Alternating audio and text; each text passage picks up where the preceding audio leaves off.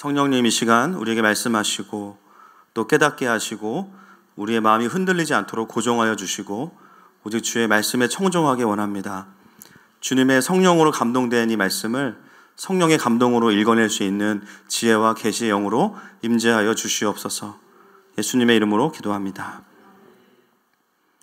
먼저 광고가 잠깐 있습니다. 내일 교회에서요 아주 작은 세미나가 있습니다. 그래서 오늘 예배를 마치고 다들 또 기도 더 하고 싶으실 텐데요. 죄송합니다. 오늘만 남은 기도는 집에 가셔서 해주시기를 부탁을 드리겠습니다.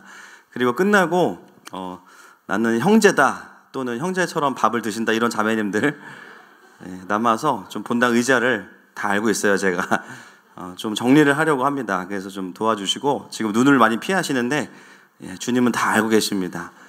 끝나고 남아서 좀 도와주시기를 부탁을 드리겠습니다. 약간 하울링이 조금 나는 것 같아요.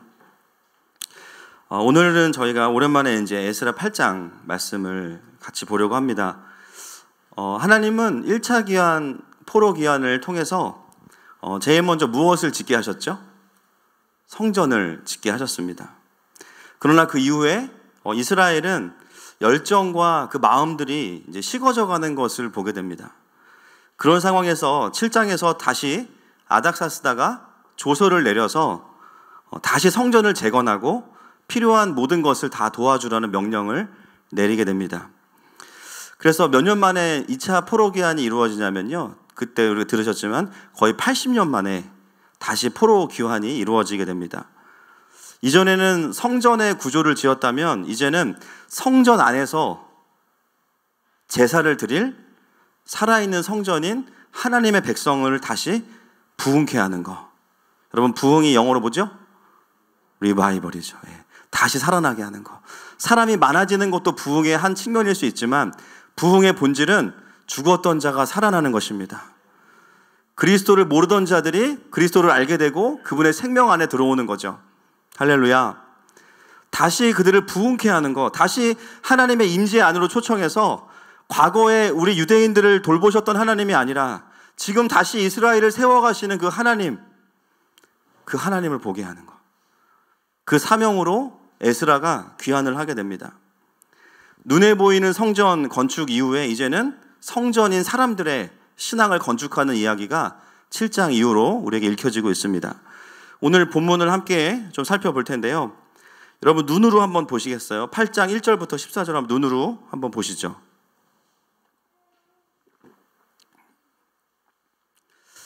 거기에 보시면 2차 포로 귀환한 자들의 계보들을 기록하고 있습니다. 여러분 이와 유사한 장이 우리가 이전에 읽었던 장 중에 1차 포로 귀환 때 2장입니다. 한번 우리 에스라서 8장 2절과 3절 말씀을 한번 읽어볼까요? 8장 2절과 3절 오늘 본문 시작. 비느하스 자손 중에는 게르솜이요 이다말 자손 중에는 다니엘이요 다윗 자손 중에는 핫두스요 스가냐 자손 곧 바로스 자손 중에는 스가랴니 그와 함께 족보에 기록된 남자가 150명이요. 이 장도 그렇고요. 오늘 보시게 되면 이 계보들이 눈에 잘 안 들어옵니다. 뭔가 어색해요. 왜냐하면 우리는 이스라엘을 지파별로 이해하는 게 편하기 때문이에요. 지파의 이름이 나오면 되게 익숙하고 편하지만 여러분이 에스라서를 누가 기록했죠? 누구죠? 성령의 영감을 받은 에스라가 애를 쓰면서 기록했습니다. 역대하도 역대상도 이제 에스라가 기록하죠. 이스라엘의 재건을 하면서 역대상하가 다시 한번 다윗의 이야기가 반복되는 이유는 유대인들의 정체성과 정통성을 다시 한번 설명해 주기 위해서 똑같은 다윗의 이야기가 반복됩니다. 그리고 쭉 이어서 성전 재건과 오늘 백성들을 세우는 이야기들까지가 쭉 이어지면서 원래 느헤미야까지가 한 권이에요.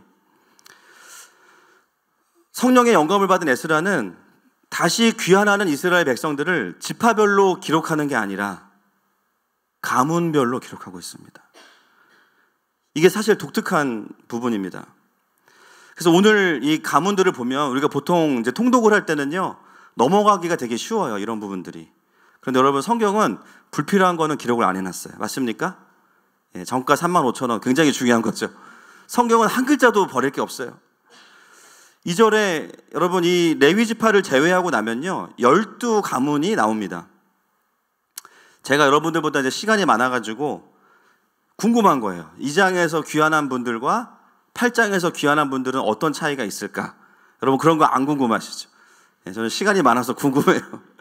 그래서 발견한 게 뭐가 있냐면요, 비교해 보니까 2장에서 1차로 귀환한 포로의 가문과 2차로 포로로 귀환한 가문 중에 겹치는 가문이 무려 7가문이나 있습니다. 과반수 이상이에요.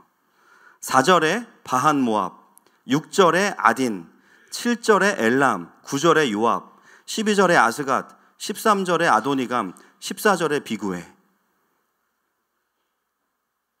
즉 1차로 포로에서 귀환했던 가문의 자손들 중에서 또다시 귀환한 사람들이 있다는 거죠. 여러분 1차 포로 귀환과 2차 포로 귀환은요 최소한 80년 가까이 차이가 납니다. 그렇다는 얘기는 뭐냐면 한 세대가 차이가 난다는 이야기예요. 1차로 귀환한 사람들도 그렇지만 2차로 포로 귀환한 사람들은 대부분이 다 바벨론에서 태어난 3대 또는 4대 이상을 넘어가는 사람들이에요.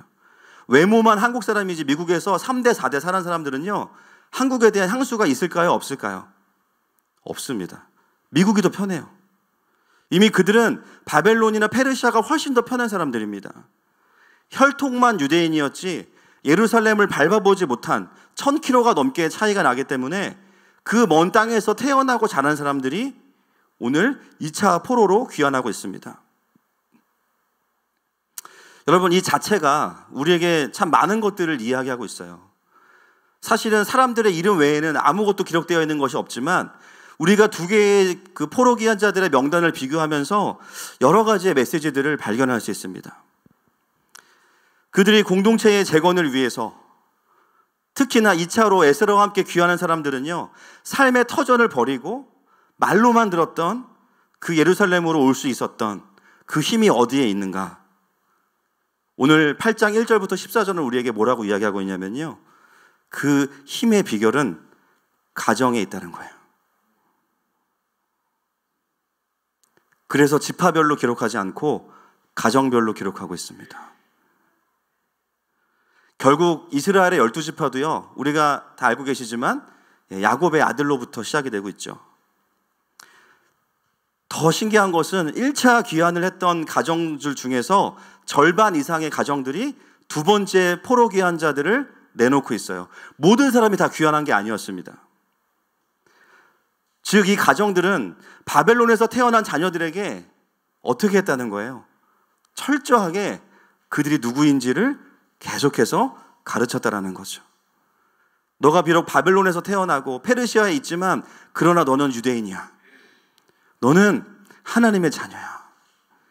학교 가서 만나는 친구들이 전부 다 이방인들이고 전부 다 이 강대국의 혼혈아들이지만 그러나 너는 순수한 하나님의 백성이야.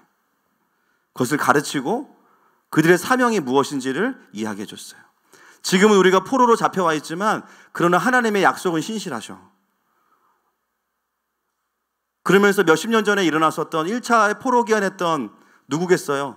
삼촌, 고모, 이모, 할아버지 그 친척들의 이야기들을 이들에게도 동일하게 해주었던 것입니다. 그러면서 우리가 이 땅에 있지만 우리의 사명은 무엇이냐면 다시 하나님 나라였던 이스라엘을 재건하는 거야. 여러분 그 교육이 있었기 때문에 1차 때도 그랬지만 2차 때 더 귀한 이스라엘의 재건을 위한 포로 귀환자들을 수많은 가문들 중에서 특정한 가문들이 계속해서 배출하고 있는 겁니다. 여러분 2차 포로 귀환의 가정들의 이름은 우리에게 참 큰 도전을 주고 있습니다. 우리가 태어나서 또 주님을 만나고 나서 살아가는 이 시대가 어떤 시대입니까? 영적인 바벨론이고 영적인 페르시아죠. 우리 아이들 학교에 가면요 교회에서 배우는 거랑 반대의 이야기들을 너무나 많이 배워요. 모든 가치관들이 하나님을 전제하고 있지 않기 때문에 너무나 악한 것들도 너무나 당연한 것으로 배우고요. 너무나 많은 것들이 말씀과 어긋나 있습니다.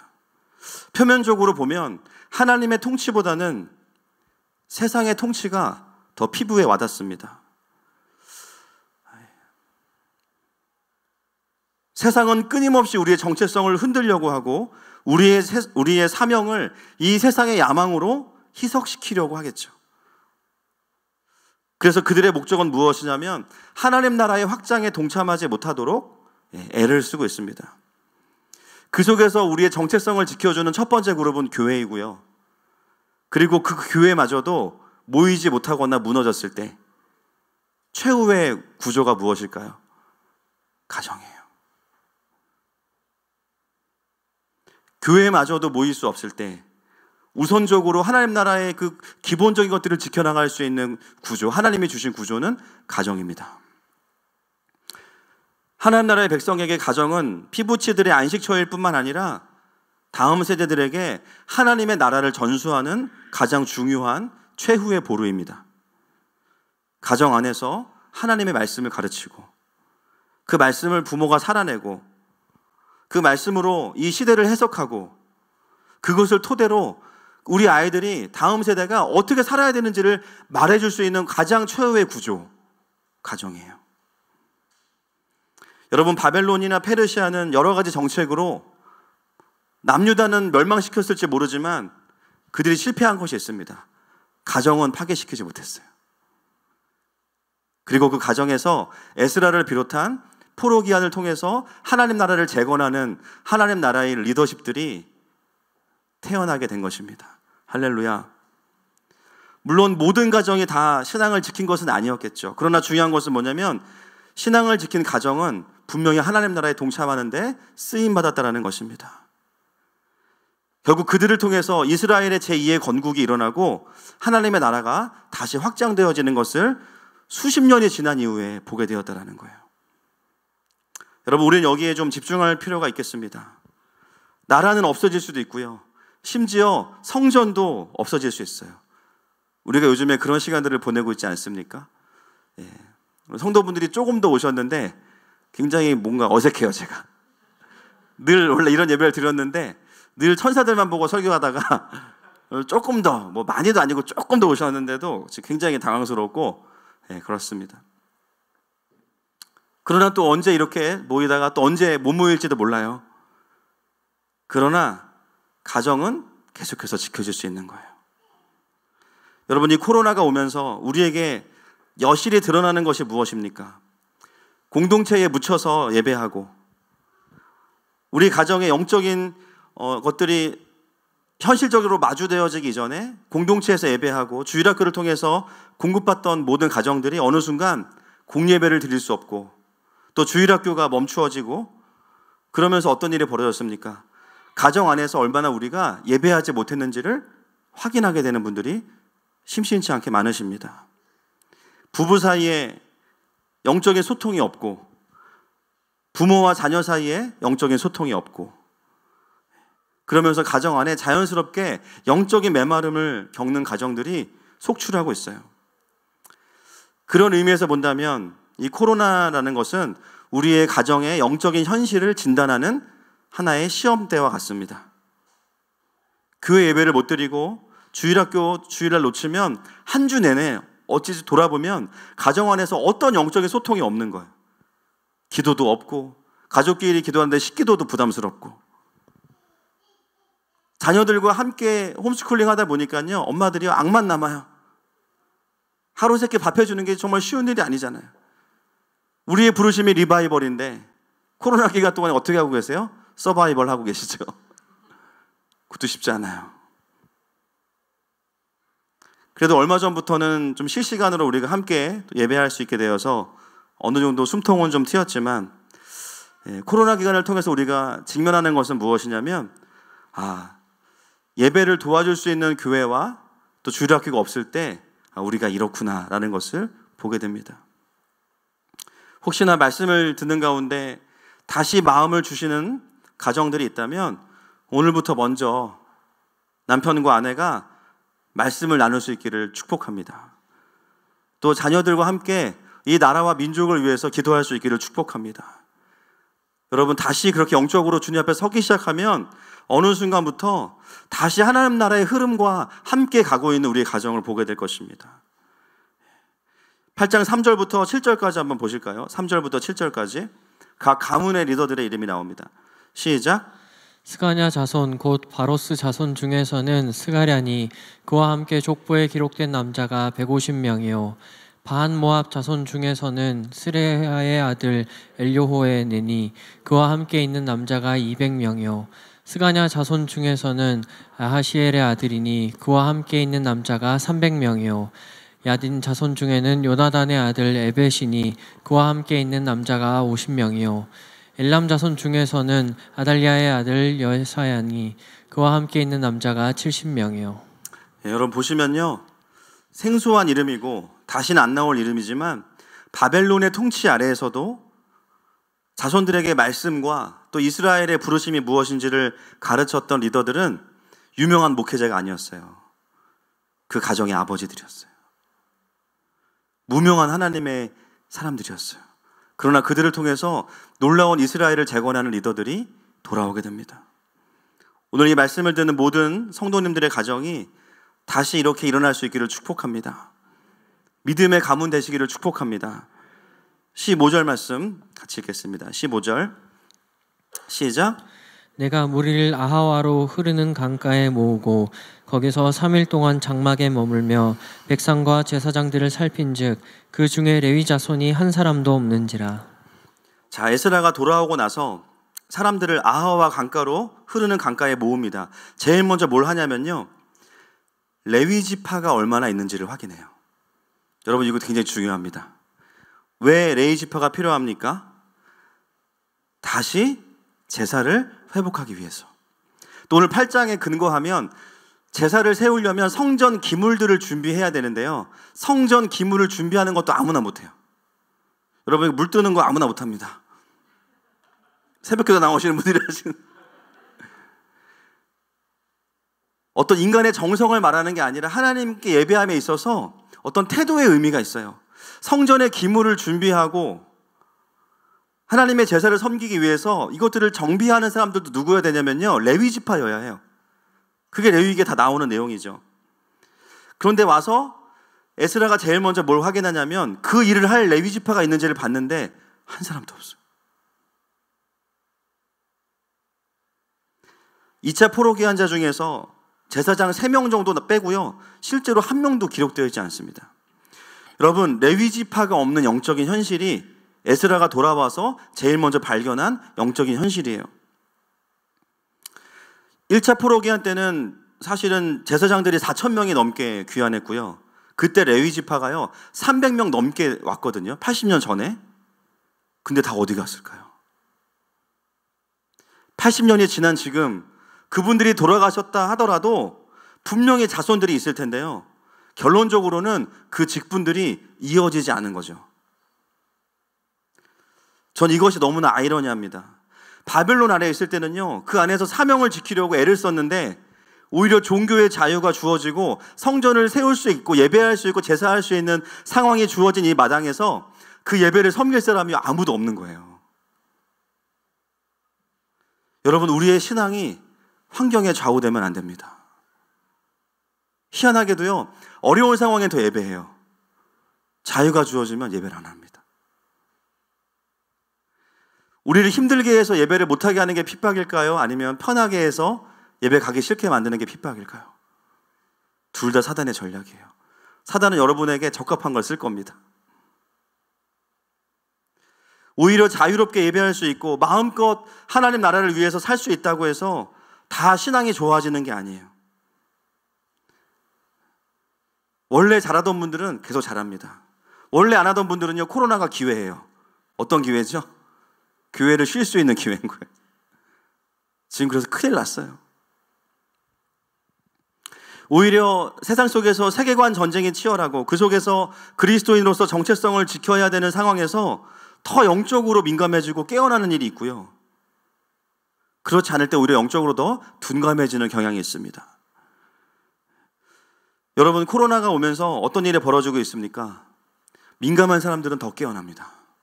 할렐루야. 더 예배가 갈망이 되고요, 더 예배가 고파져요.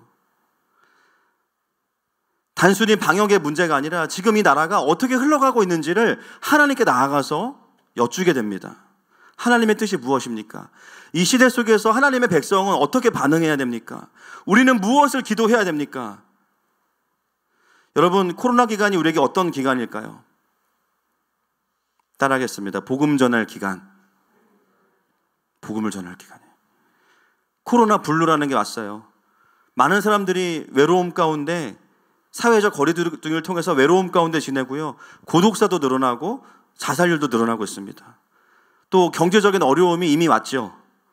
30대들에게 지금 영끌 세대라고 부르는데요. 영혼을 끌어서 집을 사야 되는데 집을 살 수 없는 현상이 벌어지고 있어요. 아무리 노력해도. 많은 이들의 소망이 무너지고 있습니다. 사람들이 믿고 있던 모든 것이 다 무너지고 있어요. 정치, 경제, 종교, 우정, 모든 것들. 여러분, 그것은 무엇을 의미하냐면 우리가 망했다가 아니에요. 수많은 사람들의 마음속에 있는 거품들이 사라지고 있다는 거예요. 하나님 없이도 살 수 있고 나를 채울 수 있다고 여겼던 우상들이 무너지고 있다는 것입니다. 평안할 때는 모르던 것들을 오히려 이 기간에도 고민하게 되고요. 하나님의 뜻을 구하는 사람들이 정말 많아지고 있습니다. 여러분, 저는 확신하는 게 있어요. 코로나가 잠잠해지면요, 수많은 사람들이 예배당을 찾아올 겁니다. 할렐루야. 인생의 노년에 겪어야 될 허무함을 다 겪고 있어요. 그토록 열심히 살았고 그토록 애썼지만 코로나 앞에서는 의미가 없었구나.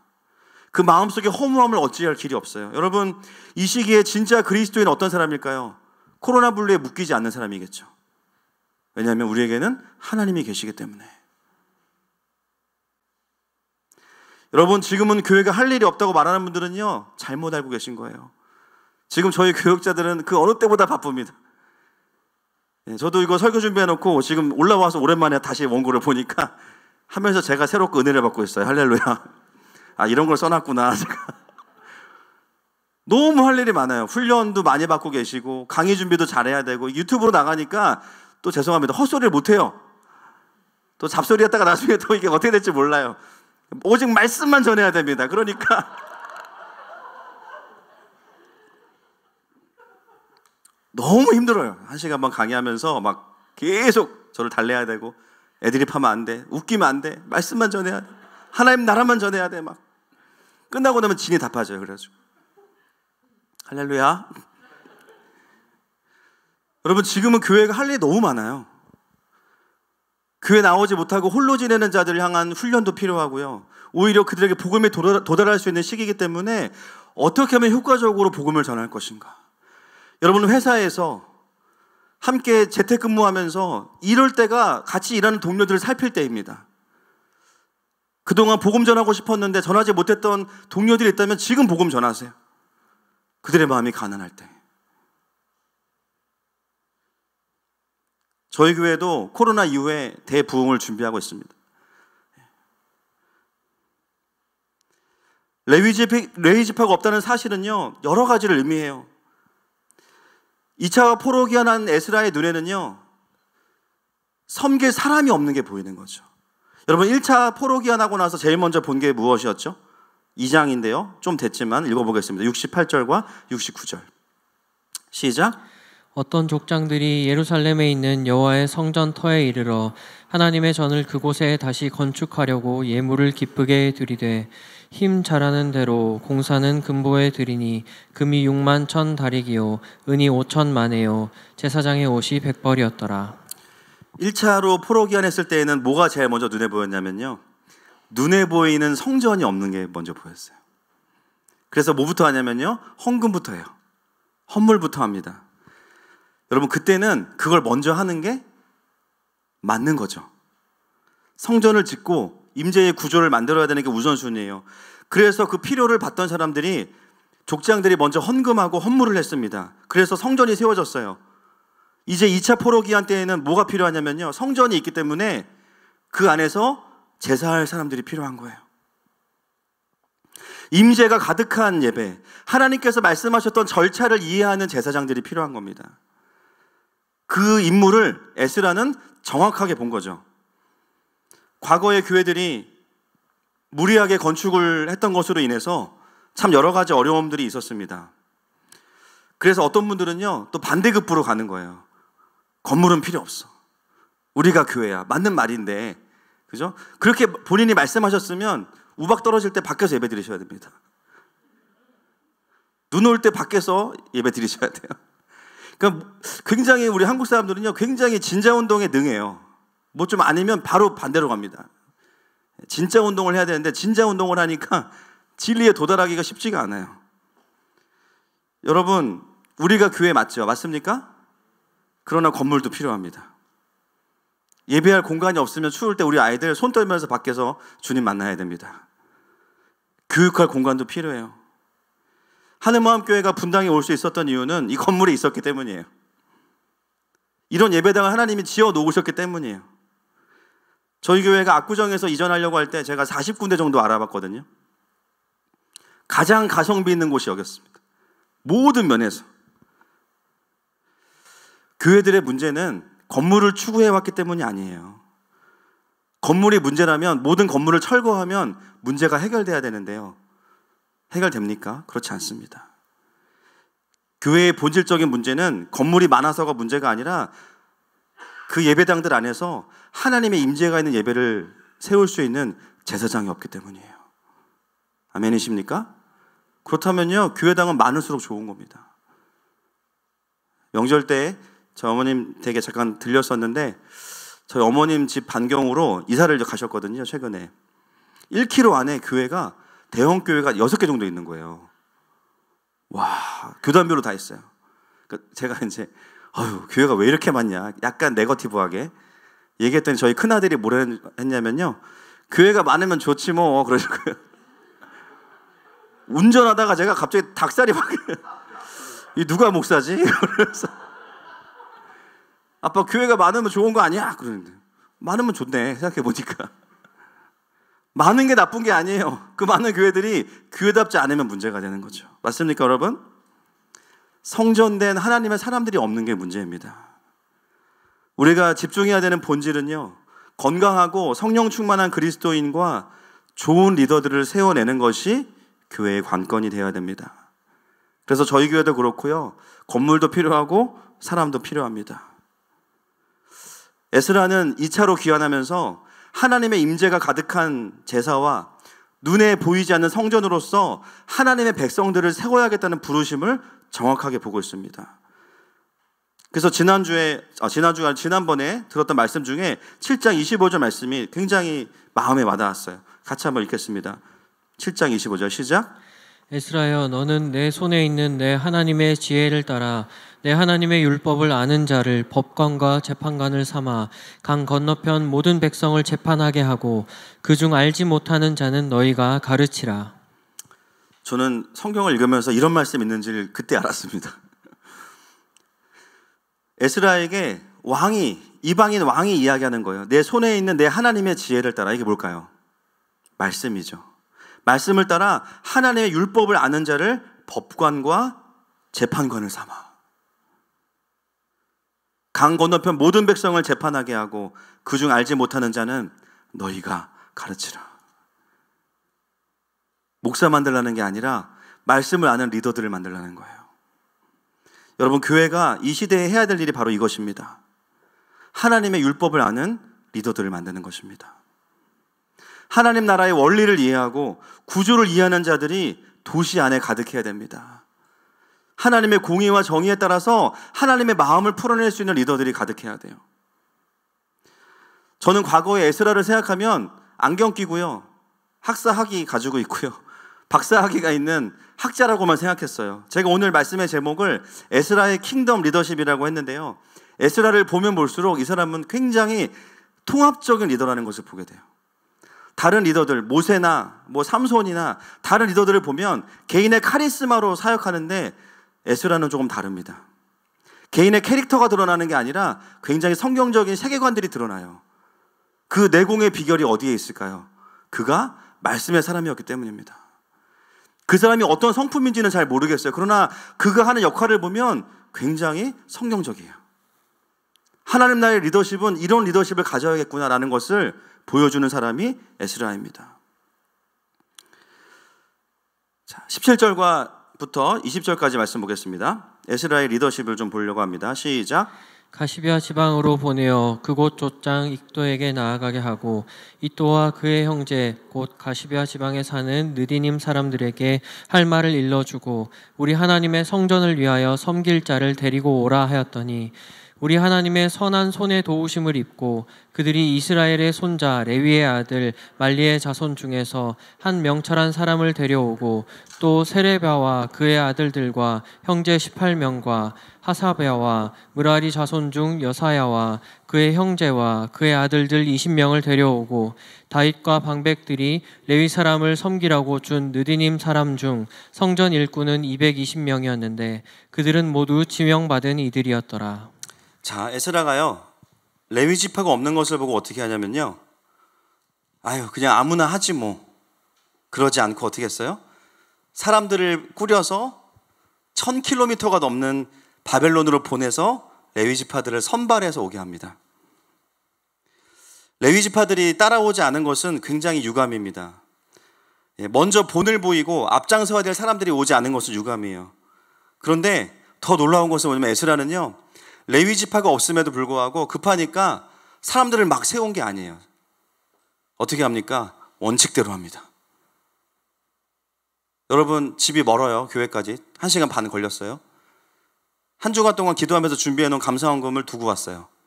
어떻게 하시겠습니까? 대부분은 뭐 주님 뭐라고 안 하세요. 그래도 사실 다시 뽑아서 하겠죠. 그런데 어떻게 한 거예요? 다시 집에 갔다 온 거예요. 예배에 지장이 없도록. 여러분, 에스라를 보면서 에스라가 얼마나 하나님의 사람들을 세우는 것에 관심이 있었는지를 우리는 보게 돼요. 얼마나 하나님의 그 법도대로 제사를 세우려고 했는지를 보게 됩니다. 말씀으로 사람을 세우는 것에 엄청나게 관심이 있고요. 그것만 되면 하나님의 역사가 일어난다는 깊은 확신이 있었어요. 에스라는 언제부터 이런 마음을 가졌을까? 그가 포로 귀환하기 전부터 에스라는 하나님의 사람이 얼마나 중요한지를 알고 있었습니다. 여러분, 에스라가 귀환하기 전에 페르시아에 바로 아닥사스다 위에 4대 왕이 누구냐면요, 아하수에로 왕입니다. 아하수에로. 누구로 유명하냐면 크세르크스, 똑같은 사람이에요. 언제 이 사람을 우리가 보게 되냐면 영화 300에서 나옵니다. 스파르타의 페르시아의 왕. 나는 관대하다. 관대하지 않아요. 이 사람은 폭군 중에 폭군입니다. 전혀 관대하지 않고요, 학대합니다.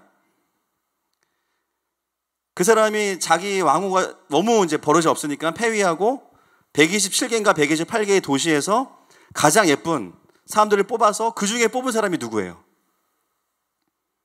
에스더예요. 에스라가 귀환하기 전에 페르시아에 있을 때 봤던 게 뭐냐면요, 그 에스더와 모르드게로 인해서 죽을 뻔했던 유대인들이 한 방에 살아나고 오히려 하만이 장대에 달리는 걸 보게 돼요. 그때 에스라는 유스였을 겁니다. 청소년기였을 거예요. 그걸 보면서 뭘 깨달았냐면, 우와, 에스더가 나도 몰랐어, 유대인인 줄. 근데 결정적인 순간에 역할을 빡 하는 거예요. 유대인들을 살리고 오히려 유대인을 죽이려고 했던 하만을 장대에 달아버립니다. 그때부터 에스라가 뭘 배웠냐면요, 국가적인 리더십. 할렐루야. 그리고 하나님의 사람이 반드시 있어야 될 곳이 있구나. 그걸 본 거예요. 에스라는 그런 리더였습니다. 그리고 더 안타까운 건 뭐냐면 레위 지파들이 따라오지 않은 거죠. 사명감도 약해졌고 방법도 잊어버렸고요, 자신감도 잃어버린 거예요. 그런데 에스라가 어떻게 해요? 사람들을 보내서 그 레위 지파들을 다시 설득합니다. 그리고 그 섬김의 자리로 데리고 와요. 여러분, 오늘 우리 주님께서 부름받은 제사장으로 우리가 살고 있지만, 아멘이십니까? 어느 순간 섬김의 자리를 이탈하고 웅크리고 있는 우리에게 오셔서 우리를 설득하시는 거예요. 사랑하는 아들아, 네가 있어야 될 곳은 여기가 아니야. 사랑하는 딸아, 네가 섬겨야 될 자리가 있어. 자신감도 잃어버렸고 어떻게 하는지도 잃어버렸지만 나와 함께 가자. 내가 가르쳐 줄게. 오늘 우리 완전하신 에스라 되신 예수님께서 우리에게 그렇게 말씀해 주실 겁니다.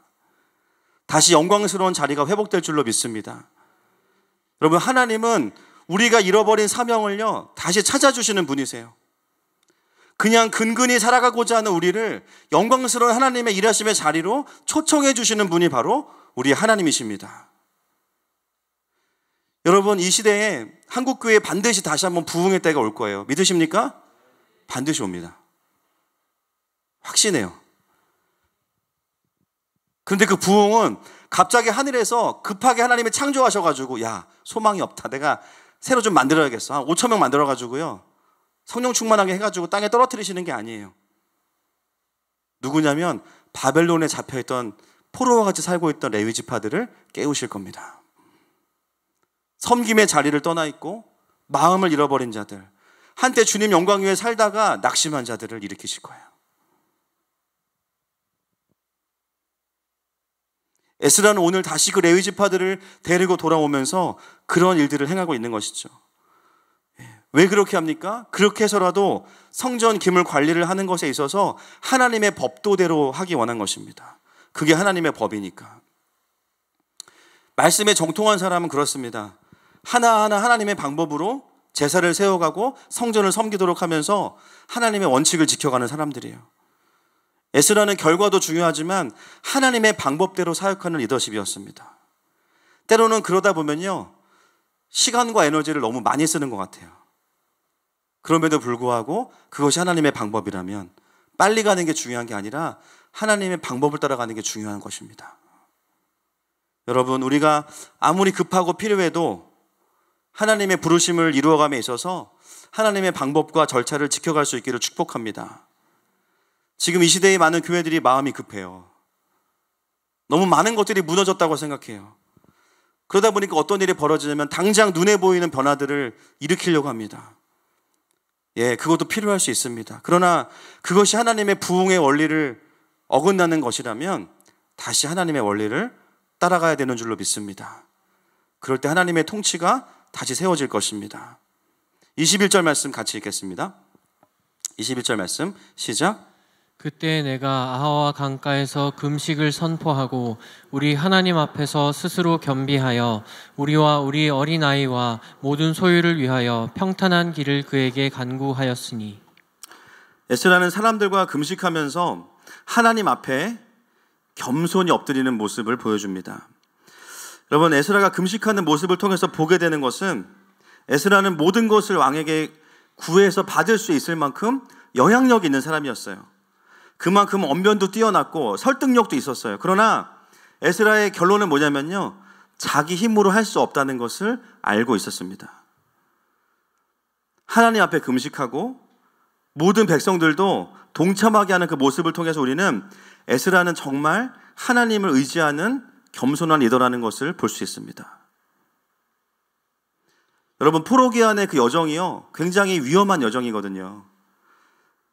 그 과정에서 에스라가 뭘 하지 않냐면 보병과 마병을 왕에게 구하지 않아요. 당연히 에스코트를 받으면서 와야 되는데 그렇게 하지 않습니다. 무모해서가 아니에요. 무엇 때문이냐면 이 포로기한의 과정을 통해서 다시 돌아오는 이스라엘 백성들이 돌아오는 과정 속에서도 마치 광야에서 이스라엘 백성들처럼 하나님의 보호하심을 경험하길 원한 거죠. 그리고 하나님께서 이 행렬을 지키실 것을 확신했다는 것입니다. 에스라는 그 하나님을 의지하고 싶었어요. 여러분, 때로는 우리가 나를 지키고 보호할 수 있습니다. 그러나 때로는요, 그것도 내려놓을 수 있어야 돼요. 왜냐하면 하나님께서 우리를 지키시기 때문입니다. 아멘이십니까? 여러분, 코로나 기간 중에 마스크 써야 됩니다. 그러나 마스크가 우리의 생명을 구원하진 않아요. 우리의 생명은 하나님께 있습니다. 그 과정 속에서 에스라와 이 백성들이 깨달은 것은 뭐냐면 하나님은 실제로 이스라엘을 보호하셨다는 거예요. 다시 나라를 세울 수 있도록 은혜를 주셨고 응답하셨다는 것입니다. 이것이 바로 에스라가 가지고 있었던 하나님 나라의 리더십이죠. 에스라는 성경에 많은 분량을 등장하진 않습니다. 그러나 에스라를 보면 볼수록 얼마나 에스라가 하나님 나라에 대한 이해가 깊었는지, 하나님의 그 일하시는 원리가 무엇인지를 알고 있었는지를 우리는 보게 됩니다. 상황은 급하지만 원칙을 지키고 사람을 세우고 거기 시간을 들이고 영적인 우선순위가 확실해요. 전략이 있으면서도 하나님 앞에서 끊임없이 겸손한 예배자의 모습이 에스라의 모습이죠. 그랬을 때 하나님은 2차 포로기한을 통하여서 하나님 나라의 성전 가운데 온전한 제사를 세워가시는 것을 보게 됩니다. 여러분, 이 말씀을 보면서 당연히 그런 소원함이 생기죠. 하늘마음교회가 이런 에스라와 같이 쓰임받는 교회가 되기를 선포합니다. 또 우리 교회가요, 이렇게 영혼들을 잘 키워서 에스라와 같은 리더십들이 우리 가운데 더 많이 배출되기를 축복합니다. 그래서 24절부터 30절까지는 그렇게 세워진 레위인들이 성전의 기물을 이제 정비하는 내용이 나오는 거죠. 눈으로만 보십시오. 34절 보니까 모든 것을 다 세고 달아보고 무게 총량을 그때에 기록하였느니라. 처음 금은 기명들을 준 무게와 나중에 성전에 도착해서 잰 무게가 같은지를 철저하게 확인합니다. 우리가 이걸 전문용어로 뭐라 그러죠? 배달사고라고 합니다. 그죠? 배달사고가 안 났어요. 중간에 누가 이렇게 가져가지 않았어요. 배달사고가 나지 않도록 성전의 기물들을 준비하는 모습을 보여줍니다. 여러분, 제사는요, 예배는요, 예배 자체도 중요하지만 준비도 그만큼 중요한 거예요. 유튜브로도 예배 잘 들으시는 분들이 있어요. 그런데 시간이 지나니까 많은 분들이 점점 더 어렵다고 이야기하세요. 가장 큰 차이가 뭘까요? 준비의 차이입니다. 희한하죠? 주일날 멀어도 일찍 일어나서 화장하고 준비하고 오시면서부터 사실은 예배의 마음에 대한 준비가 세워지거든요. 집에서 드리다 보면 처음에는 준비하고 예배 드렸는데 어떤 날부터는요, 예배 3분 전에 눈 뜨면 예배당이잖아요. 그렇죠? 제가 이제 항상 확인해요. 앉아서. 예. 시청 몇 명인지 계속. 희한한 일이 있습니다. 찬양 시작하고 10분 지나면 한번 늘어요. 인원이. 설교 들어가면 확 늡니다. 예, 여러분 다 나와요. 생명책에. 사실 와서 드리면 처음부터 예배하고 찬양하고 준비로 쭉 들어가는데 유튜브로 하니까 어떻게 돼요? 예, 우리의 그 선입견, 설교 전에만 틀면 돼. 뭐 이런 거예요. 그렇게 되는 거죠. 준비에 대한 마음이 없다 보니까 현장 예배랑 태도가 다르기 때문에 은혜 받기가 어려운 이유 중에 하나가 바로 이 준비의 부분이에요. 여러분, 우리가 어떤 예배를 드리더라도 좀 하나님 앞에서 준비된 마음으로 나아갈 수 있기를 축복합니다. 예물도 미리 준비하고 몸도 좀 단정히 좀 하시고, 그렇죠? 물론 우리의 공로로 예배하겠다는 게 아니라 하나님 앞에 나아간 우리의 태도인 것입니다. 다시 현장 예배가 조금 더 가능해져서 감사한데 오히려 이럴 때 더 준비된 마음으로 예배에 오셔서 주님이 예비하신 은혜들을 놓치지 않으시기를 축복합니다. 35절 마지막 절 읽겠습니다. 35절 시작.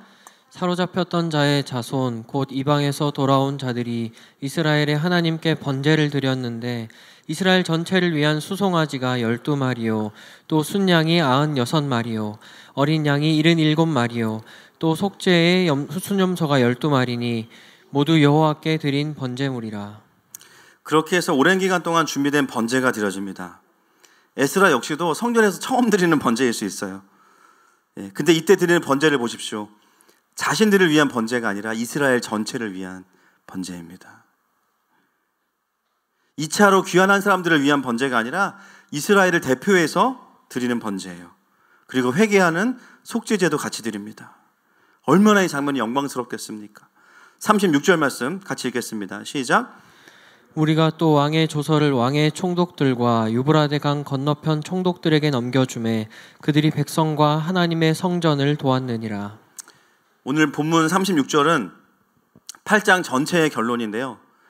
그 땅의 총독들이 계속해서 성전을 도왔다라고 합니다.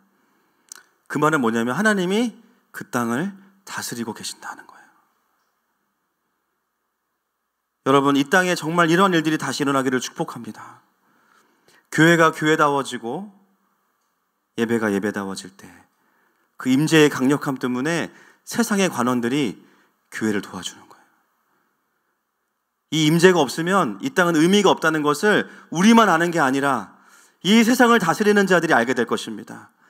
그래서 더 예배하게 해주고 나라가 어려울 때마다 기도를 부탁하는 곳이 교회가 될 수 있기를 선포하고 축복합니다.